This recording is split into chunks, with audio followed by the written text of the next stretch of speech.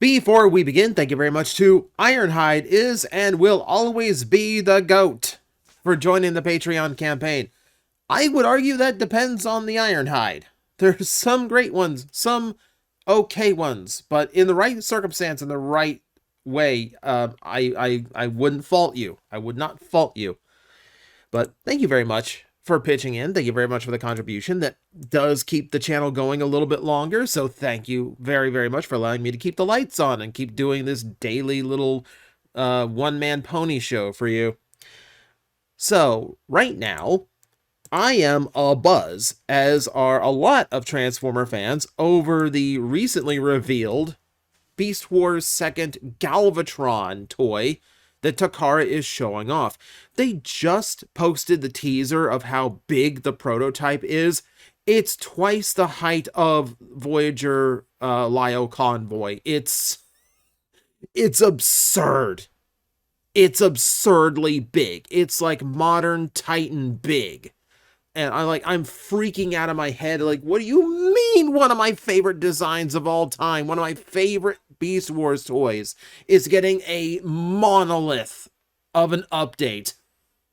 What do you mean I'm going to have to wrestle this in my hands? Like, I'm so excited for it. But I figured as long as that excitement is palpable in the air right now, let's talk about Beast Wars 2nd in general, because it is something of this lost sheep of the Transformer toy universe. Because, like, Beast Wars Neo, I find, is a little bit more relevant, if anything, because it produced a lot of brand new molds, and a lot of the dinosaur molds that we got to enjoy later on, thanks to Universe, Armada, various other ways they really like to shill out the dinosaur molds whenever they could. So I feel like we know that one a little bit more. Let's go back and we'll talk about Beast Wars 2nd, which really is like Japan's answer to Transformers Generation 2, because it is built pretty much exactly the same way. Here's all these scraps we have left over. Let's dump them into a pile, sort them out, add in a few new pieces to glue the whole thing together, and we'll revolve a show around it. And the theme they came up with, and I will admit, this is actually kind of impressive given everything they just kind of had to slap on, is animal versus machine. So all your good guys are animals, all your bad guys are machine, or for the most part, or mostly machine. This is going to be fun. If you have not experienced this toy line, this is a little bit of a trip. We're going to start with the obvious stuff. We'll start with the leaders, because these are the most famous toys. So you've got Lyo Convoy, which is already a really, really nice toy. A white lion is not a bad pull for a leader maximal character. I mean, it is a powerful animal. It's striking in appearance. And I think it's a good coloring choice. I feel like if they went with a natural yellow lion or brown lion, I don't think it would have worked with the traditional Optimus Prime colors. That's the thing that Beast Wars in Japan made a concentrated effort on, was making sure their Optimus equivalents actually looked like Optimus, whereas, you know, Transmetal, Optimus Primal, it's a passing resemblance, but they weren't like dedicated to making him look like G1 Optimus or anything. Especially in color and body schemes, mostly just the helmet, and then even less so with the Optimal Optimus. In Japan, they wanted you to know who Convoy was, so he is distinctly Convoy, and it's a really good toy. It is filled with gimmicks. I remember getting as one of my earliest imports, and yeah, it's a fun figure. And then they went ham with it. There's a Flash repaint based off the movie they did, where he's all clear plastic but super glittery. You don't ever see like glitter plastic in Transformers, so that was really unique. And there's also a Galva version.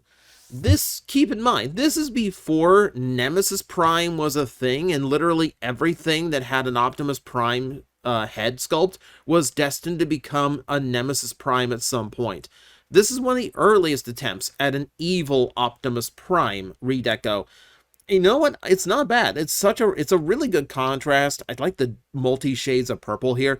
It is emulating Galvatron's colors, which is the point. But I do think it's a neat look. You know, I think there's even a lucky draw of Lyle Convoy I didn't even have a picture of. But, like, yeah, they liked this mold. Less so, however, is this Galvatron.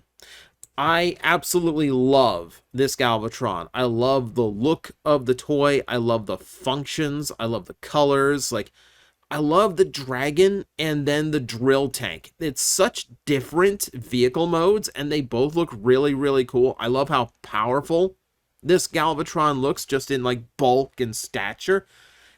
He's got like a presence that I don't get out of even, like, Beast Wars 1 Megatrons. And I don't know, I've always loved this design. I've said it a few times on the channel. I'll repeat it again because it's relevant. This was the very first imported toy that I ever owned. Bought it off of eBay from someone on eBay. I don't know why I remember that Monkeyfoot was in their title, but I remember that. And they wanted like 25 bucks for it. Their picture looked like it had been through a washing machine. But the one I got was in box, not a knockoff, perfect condition, and I loved it. I still have that toy. I'm scared to death of playing with it because it's got gold plastic feet. But no, one of my favorites, one of my absolute favorites of all time. I love this mold. I'm so excited we're getting a new one that's going to be gigantic. Oh my god, I'm so excited for that. So let's move on to the ramshackle portion. So I'm going to rapid fire through a bunch of these toys that are mostly just the leftovers. So what Beast Wars was in Japan was just characters from the cartoon. Everything else that came out for Beast Wars in America was kind of put on the sidelines until they had some way to use them, and that's what this was. It was a way of kind of getting a use out of all these molds that Takara was otherwise not using. So for instance, Baboom became Apache, with almost no notable change to his colorization whatsoever. And the same can be said of Snarl, who became Tasmania Kid. We also have Clawjaw becoming Scuba, again, with no discernible differences. And then Bone Crusher becoming Bighorn. Now, there is a little bit of difference here. They've swapped out some white plastic for red, so he does have a little bit more of an intense color palette to him. But that's, like, for some of these, that's literally all it is. And I'm going to show you others as we go on that are just vaguely repainted, but we're going to go into also wild repaints. We're going to move over to the Destron side of things. So as I said, this is made up of molds that they otherwise never had the chance to use in Japan. So one of those molds ended up being the G2 Megatron, which is now Megastorm. A name acknowledging the fact that he looks just like Megatron, but giving him almost a Starscream role of, like, trying to take power while Galvatron is asleep. And now this one is a little bit different. Obviously, he doesn't have the big Megatron attack stickers or anything like that. And they did do a little bit of new paint op to his face to make him look a little bit different than your standard Megatron. But for the most part, it's a mold that they didn't really get to use. G2 in Japan is a very weird beast. Some toys made it over there, some didn't. Yeah, it's odd. It's odd. G2 in Japan is a little bit odd. I'm not even sure just like how widespread this mold was or if they got it at all. But among other things, here is their version of Starscream. So now we're going to look on now we're gonna look at the Jet 2-pack from Generation 2 / Machine Wars, and again, this is actually a really good repaint. This is where we get into actual different things that actually look and feel like new characters. And this is like one of the more tame Starscreams, and I do like how he looks. He is partnered with BB, the heavy of the team. I do love seeing them in the darker colors, especially because it's supposed to be a stealth bomber. The neon yellow is throwing it off a little bit, but honestly, along with the purple, it's not a bad contrast. I don't mind the look of it at all. I think it looks pretty good. Like, out of all the versions of, I want to say this is the This was in Generation 2. I want to say this was Smokescreen and was I still calling him Dreadwing? I don't know. It's escaping me. Someone in the comment section will already correct me, because someone in the comment section wants to prove they're smarter than me. I'm kidding. I'm kidding. Gentle correction is okay. Once. But yeah, I love this color scheme. I really like this color scheme. And then we move into Dirge. We're getting into Machine War molds that they never used in Japan. And then Thrust as well, who also has the weird, my head kind of looks like Megatron thing going on. Also coming in from Generation 2, as long as we are talking about this particular era, we have the Auto Rollers, who have that roll forward and transform gimmick to them. So the ones that we had in America, these became Auto Crasher and then Auto Slinger. However, there's two molds that never came out in America in any way, shape, or form. And they got to use them for Beast Wars 2nd. That being Auto Launcher with a disc launching gimmick. This is probably the smallest toy I've ever seen with a disc launching gimmick, and I like a disc launching gimmick here and there. And then Auto Jetter, who I thought was the coolest looking one. We got these big old slappy fists, but he has warheads for fingers, so he has to be very careful about what he slaps. I don't know. I thought the Jet was more fun to actually watch auto transform. It's a neat figure. It's a neat figure.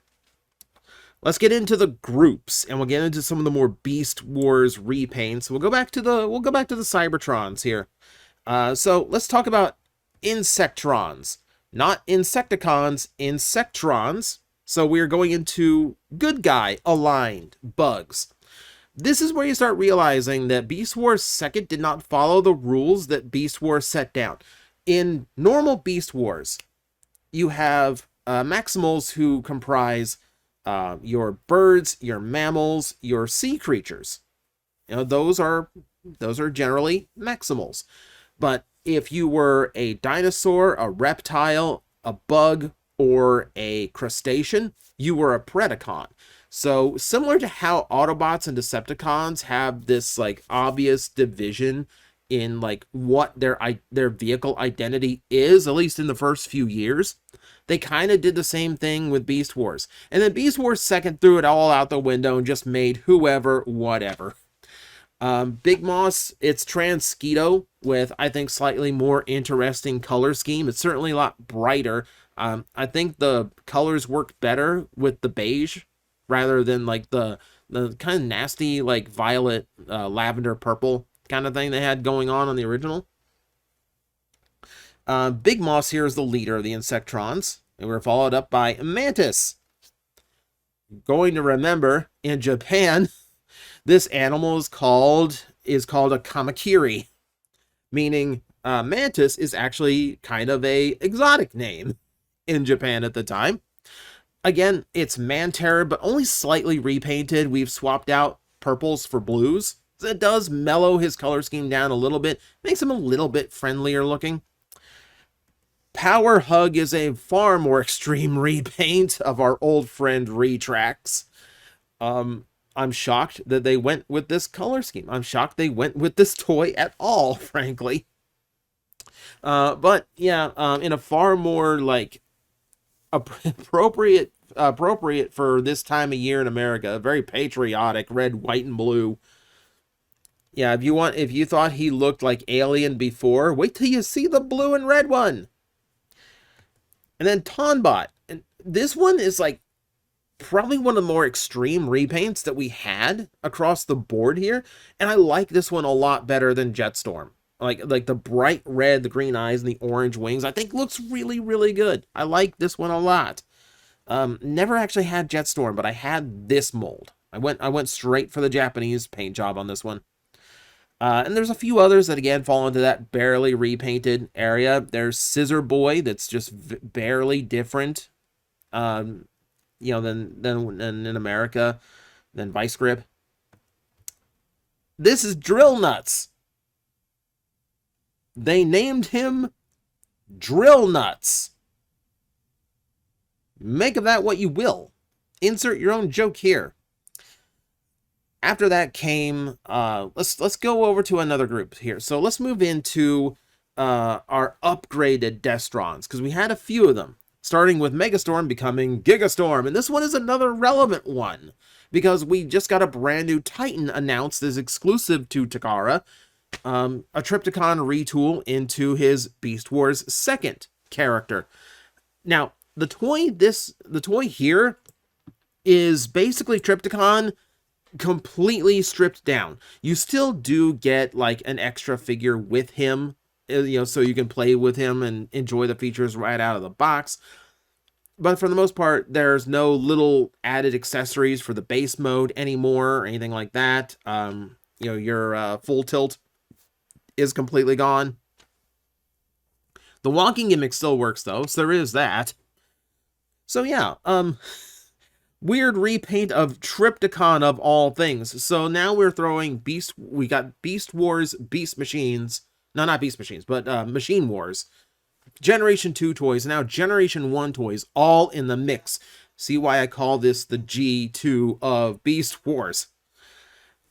What's cooler about this is the Gigastorm in the show is the catalyst to some more upgrades that I think are among the best retools in Transformer history, and those are the Cyber Beasts. Ooh, these are so good. Like, I have a full set of 4, and I'm so happy to have that collection. Thrustor, I still, to this day, I can't believe this wasn't repainted by BotCon or even officially from Hasbro into, like, the Cyborg Raptors that Tarantulas made in Season 3. Obvious repaint never happened. Looks so cool and sinister, though, right? Say the same for Dirge Gun. We got this guy as Thrustinator in, thanks to BotCon. Again, I think one of the most brilliant repaints I've ever seen.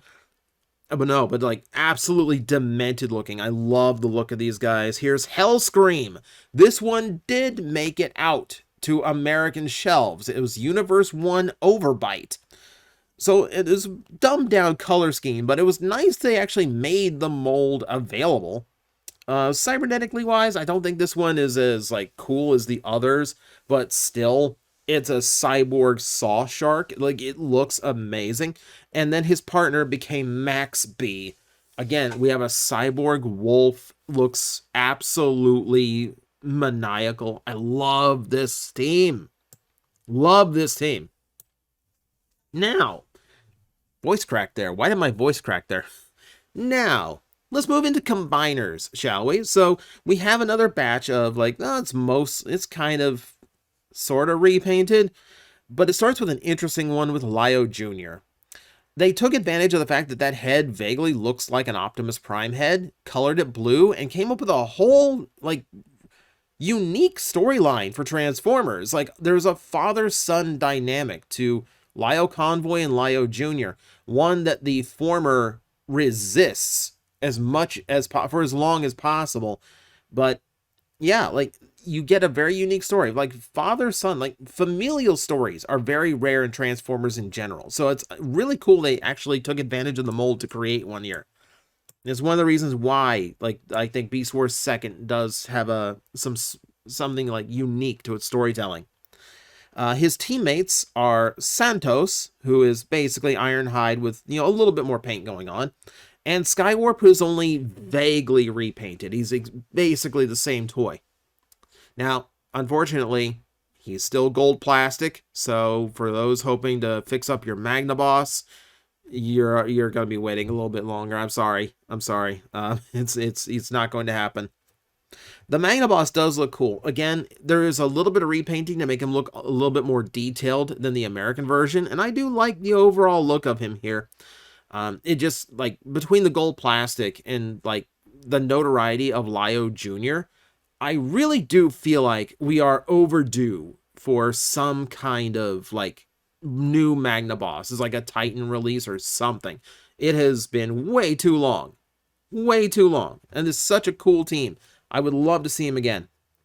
Now, Takara did flip the script again, so we have the opposite side. So, while we had Tripredacus representing the Predacons here in America, they had a completely different team who were, again, Cybertron. They were not the bad guys. Here's DJ.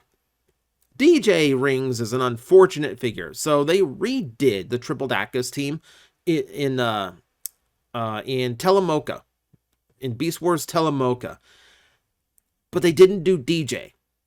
So you could get the other teammates, but you could not get a complete team redone in like all the modern colors. It's really unfortunate. It's really unfortunate.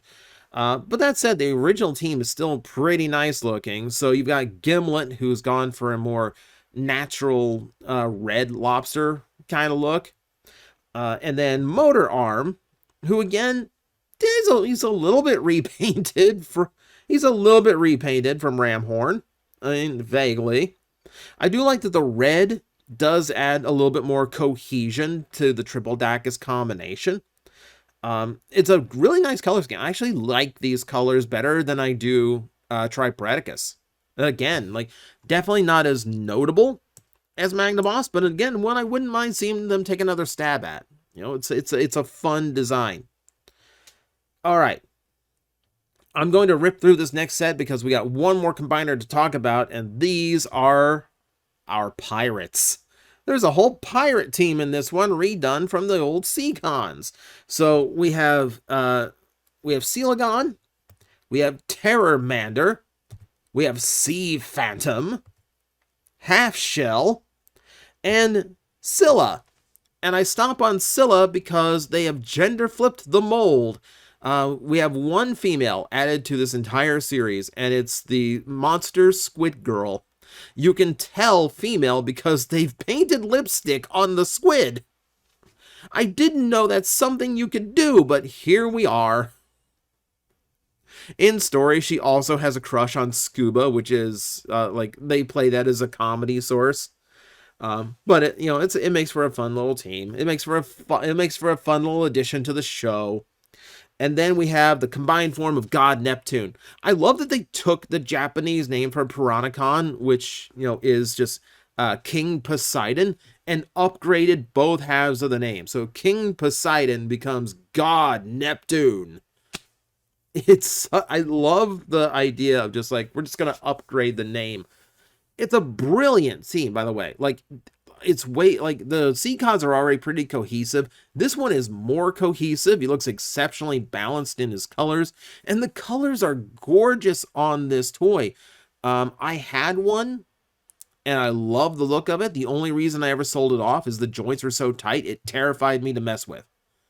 I was terrified to mess with it. I have the Modern Selects one as a stand-in now.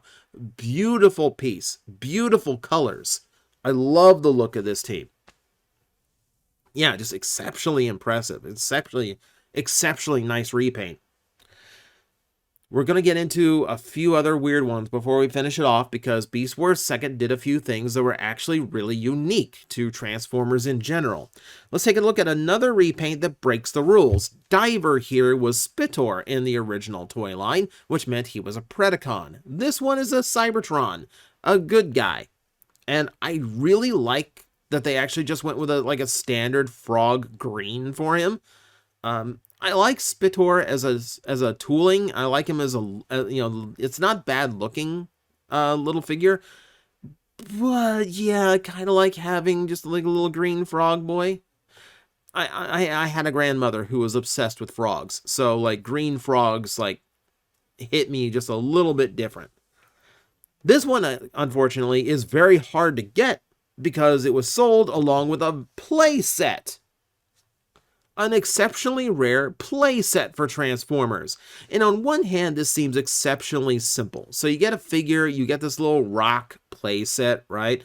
It's got a few gun emplacements, but like you can look at the interior and it doesn't look like something that was designed for Transformers. You've got a staircase in there going up to a computer console that Diver cannot possibly use. He's way too big.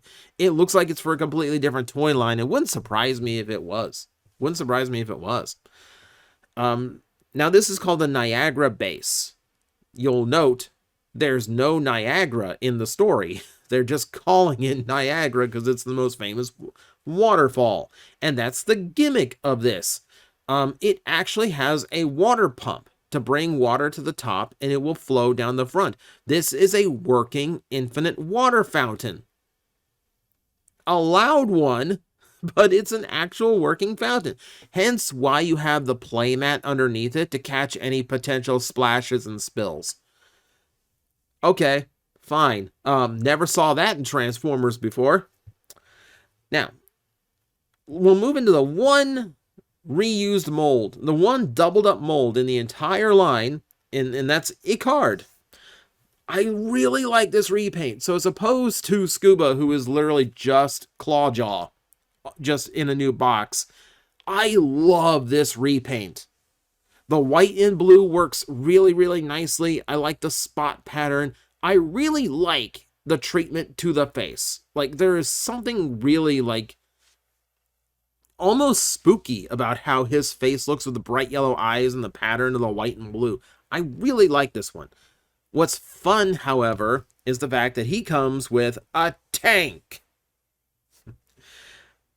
This is the Taco Tank, which sounds like the best food truck you've ever been to. But in reality, it is what you see here. It is a giant octopus that you can sit inside, and then there is this deployable motorcycle with a little hover mode that, again, doesn't feel like it belongs in a Transformers show. Because you can look at poor Icard in there. He's barely fitting. But this does appear in series. This is animated. This is absolutely used as intended. Someone also pointed out this might be the largest head of any Transformer toy out there. This is a weird little point of fame, but you'll take what you can get, right? We had play sets. We had toy tanks. Like, we had stuff you wouldn't ever see in any other Transformer toy line. Beast Wars 2nd was literally just throwing everything it could. You know, I call it Generation 2 because of all the reused molds. Maybe I should have called it like... Maybe I should have called it like the Masters run of Beast Wars. You know, like in that Masters run of G1 where they're literally trying any gimmick they could think of that might get a kid's attention. It almost feels that way. We're going to finish off with the one toy that I know people are probably going like, wait, you forgot this, because it sounds like I'm wrapping up. I'm wrapping up after this. Because there is one toy that is exceptionally unique. And to this day, I think one of a kind in Transformers. And that is Moon. And Moon is this cute little side character in the cartoon. And I love that they got a toy in general. I had a chance to pick this one up the last TFCon I was at. And I passed on it, went back to the booth. It was gone. I hate myself. But I'm kidding. Exaggeration. But no, it's just an exceptionally unique little toy. It's cute. It's simple. But it's very anime. Like, it's very much just like straight out, like the host characters of Beast Wars 2nd were just straight up anime characters. This isn't an anime, you know, marketable sidekick animal. And we actually got a toy that is very much in the anime aesthetic that doesn't match anything else in Beast Wars 2nd at all. But to this day, even when you talk about Transformer collabs that are based on anime, like Naruto, they don't really carry an anime aesthetic to them. They are designed to remind you of it, but they certainly don't look like this. So it still stands as an incredibly unique piece in Transformers and just one of the most oddball toys out there, which does make it really interesting and really different. And that is going to be our look. That's the entirety of the Beast Wars 2nd toy line. There's lucky draws somewhere in there that we did not cover, but I generally think of them as their own thing. There's also like a lot of 2-pack stuff. Like, a lot of these were available individually or 2-pack, which is another weird thing Takara really liked to do with Beast toys. I don't know why. But that is your history lesson for the day. Let me know what your favorite toy from Beast Wars 2nd is down in the comment section below. Or just tell me if you're excited for the new Galvatron, because I am super excited for the new Galvatron. So, with all that said, thank you very much for watching. I will see you next time. Hello everyone, I am Astral Agent Magnetar, a Tokusatsu VTuber, and I am streaming 4 times a week over on Twitch, Monday, Tuesday, and Wednesday afternoons, and a special late night one on late Friday/early Saturday. So come watch, come hang out, and let's make an impact together.